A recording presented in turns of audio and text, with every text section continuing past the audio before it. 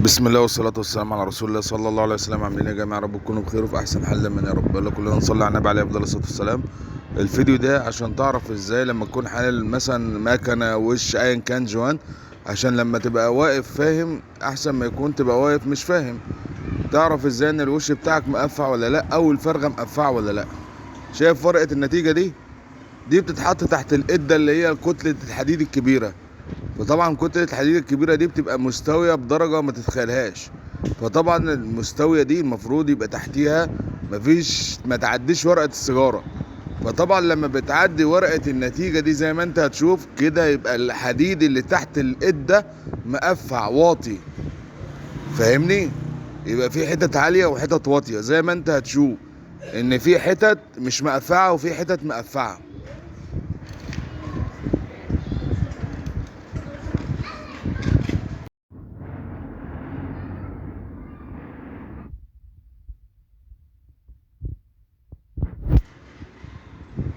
زي ما انتوا شايفين كده ورقة النتيجة بتعدي تحت القدة وهي محطوطة على المكنة، معناها ان في حتت واطية وحتت عالية. شايف انت ورقة النتيجة بتخش تحت القدة دي كتلة حديد كبيرة زي ما انتوا شايفين كده. يعني المفروض الهواء ما يعديش من تحتيها، وكتلة حديد مستوية جدا. زي ما انت شايف كده ورقة النتيجة بتعدي.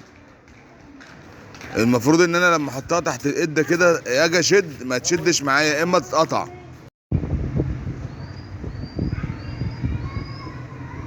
شفت انت بقى ما بين العيون عامل ازاي واطي؟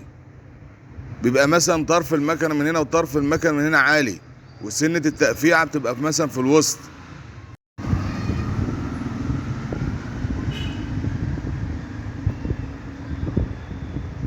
زي ما انت شايف كده القده دي كبيره جدا يعني مفيش. فطبعا لما تبقى انت واقف فاهم يعني ايه ان انا مثلا بقد الفرغه وبعمل ايه الخراط بيعمل ايه، تبقى واقف برنس. هنا تعالى بص بقى على الوش،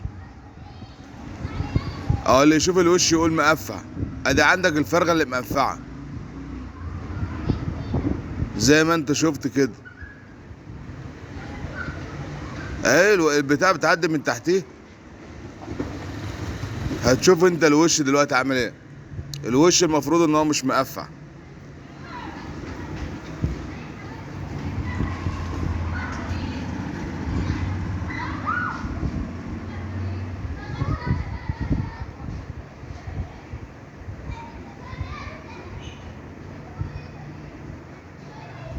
يعني انا خليته يعيد عليها تاني عشان انتوا برضو تاخدوا بالكم والفيديو يبان معاكم.